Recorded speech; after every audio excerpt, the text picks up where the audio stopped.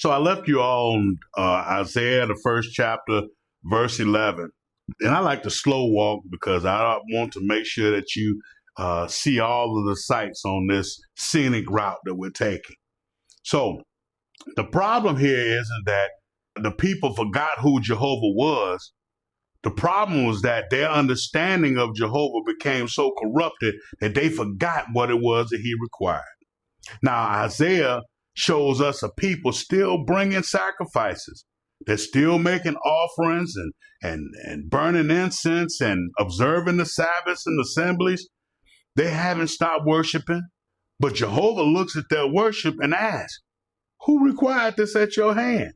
Like whatever they was doing was foolishness. That's a very pointed question, because apparently the people believed that this was what was required. But Jehovah is saying, who told you that?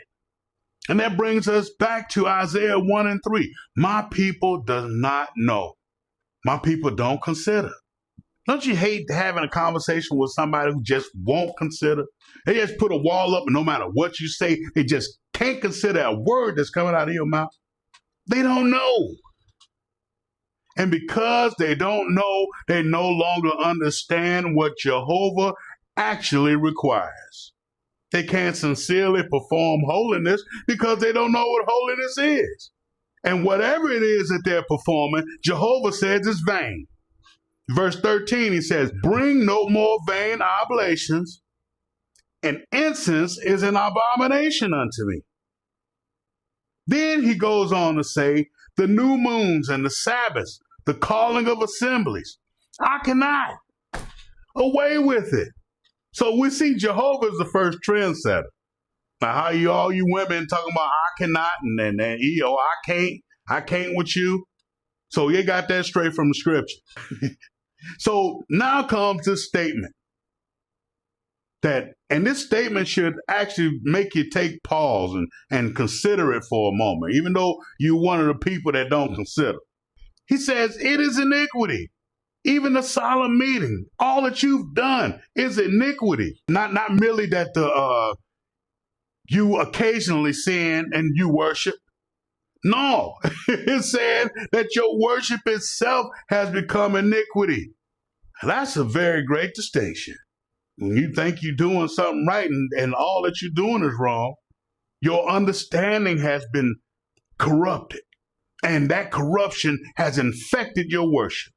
Now, they remembered the rituals, but forgot righteousness. They remembered to sacrifice, but they forgot what was an acceptable sacrifice. They remembered the assembly, but forgot obedience. They remembered to perform, but forgot what Jehovah required. And now their worship has become something that Jehovah rejects. Yet misdirected knowledge, misdirected zeal, misdirected worship, misdirected righteousness. And this right here is where another passage of scripture suddenly comes impossible to ignore. In Matthew chapter 7, Jesus describes a people who come before him saying, have we not prophesied in thy name, O Lord? And in thy name have we not cast out devils? And in thy name, have we not done many wonderful works? But we need to look at what they're actually doing here. They're saying, look at everything that we did for you. They appeal to their own religious works, their service, their accomplishments, their righteousness. And then they were acting like they thought they were acting in the name of Jesus. And what does Jesus say? I never knew you. Depart from me, ye workers of iniquity. Now, we can take that scripture and put it beside Isaiah. And what does it say? Who has required this at your hand? It is iniquity, even the solemn meetings.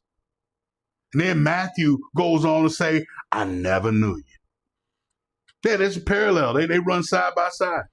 I never knew you, ye workers of iniquity. Do you see how severe that is? The problem isn't simply that they're worshiping while committing iniquity.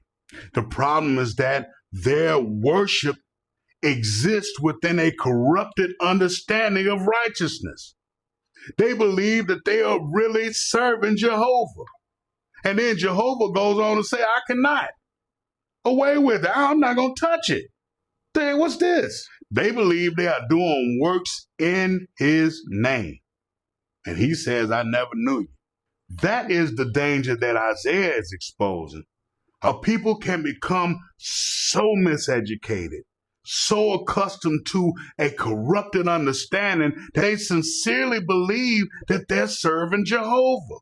While simultaneously, Jehovah is saying, who told you to do this? Or like the book of Galatians says, you foolish Galatians, who hath bewitched you? See, now Paul gives us another witness. Romans chapter 10 says, for I bear them record that they have a zeal of God, they have a zeal for God, but not according to knowledge. A zeal for God. They have a zeal. They have passion. They have religious commitment. What did Paul say? Their zeal isn't according to knowledge. Then Paul goes on to explain it and says, for they being ignorant of God's righteousness. That's it right there. Ignorant of God's righteousness. They went on to establish their own. Not necessarily ignorant of Jehovah's name, even though that had been wiped out too, when we were just saying Lord and God, when we should have been using the name. So they're not necessarily ignorant of the existence of Jehovah, not necessarily, without religious practice, but just ignorant of his righteousness. And because they don't understand his righteousness, they establish their own.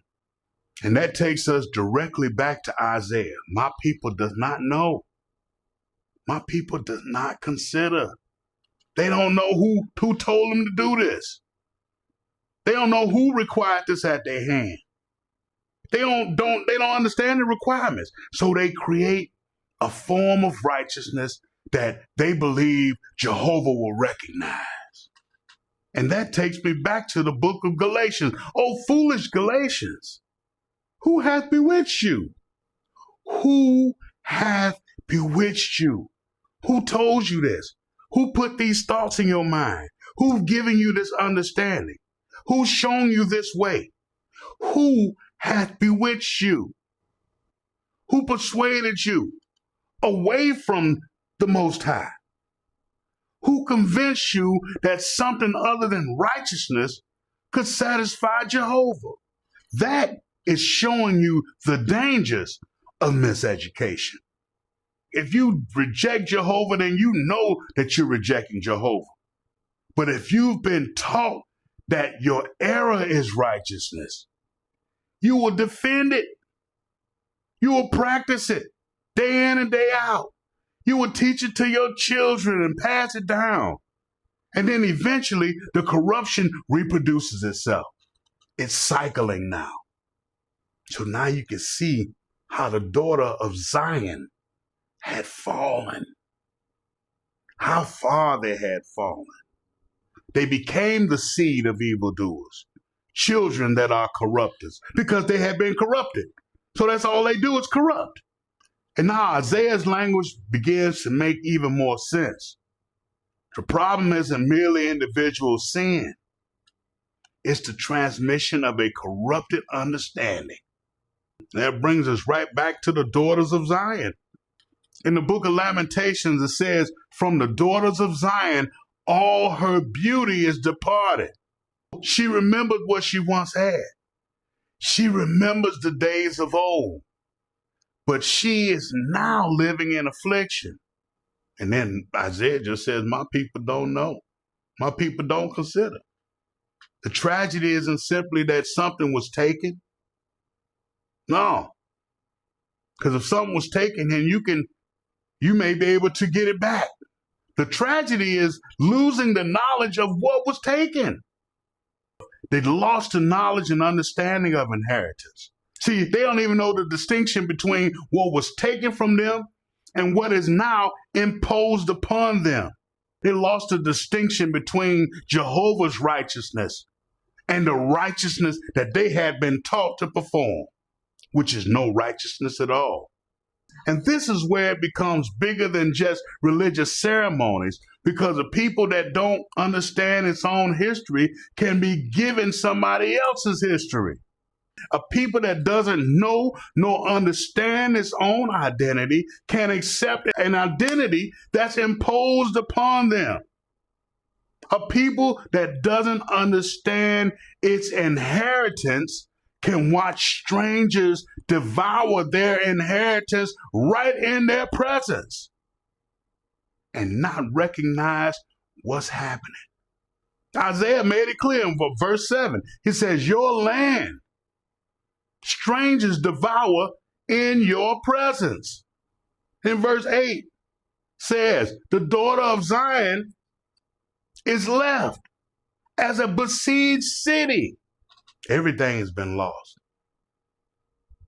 And you're under siege from all sides, from all angles. Their wound isn't just physical. The head is sick, the body is wounded, the land is being consumed, the daughter of Zion is surrounded. And the people are still religious. They're still performing something. They don't know what they're doing.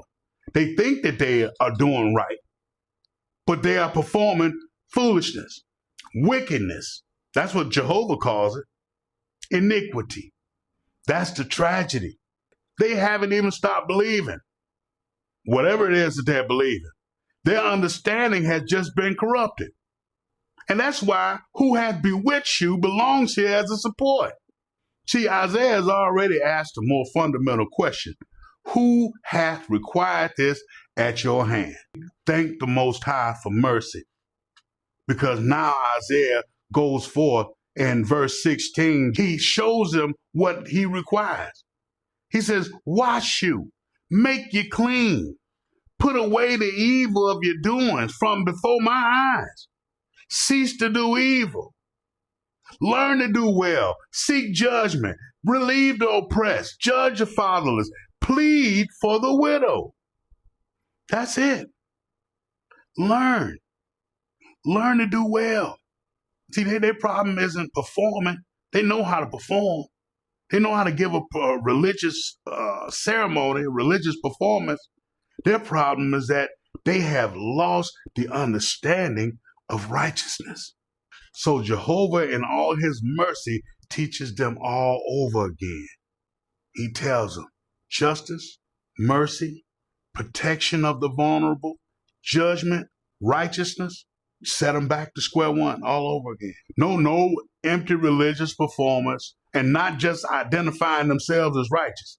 And so now we're beginning to approach the heart of the investigation, because Isaiah has shown us the corrupt nation.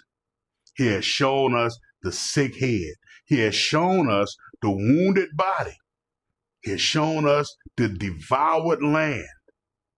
He has shown us the besieged daughter of Zion, who's been encamped about. He has shown us corrupted worship. And yet, in the midst of all of this, a remnant still remains. What distinguishes this remnant? Is the remnant simply whoever survived? Is it simply whoever carries the name? Or does Isaiah give us a moral distinction? See, if Jehovah rejects worship that exists in iniquity, then religious identity alone cannot identify the remnant. The remnant must be examined by something deeper. It ain't just who says that they're the remnant. It ain't who just calls himself the remnant. But it's who still knows, who still considers, who still understands that Jehovah has a requirement. Who still seeks judgment? Do you seek judgment? Do you relieve the oppressed? Have you judged the fatherless? Do you plead for the widow? Because Isaiah has already told us this is what Jehovah requires.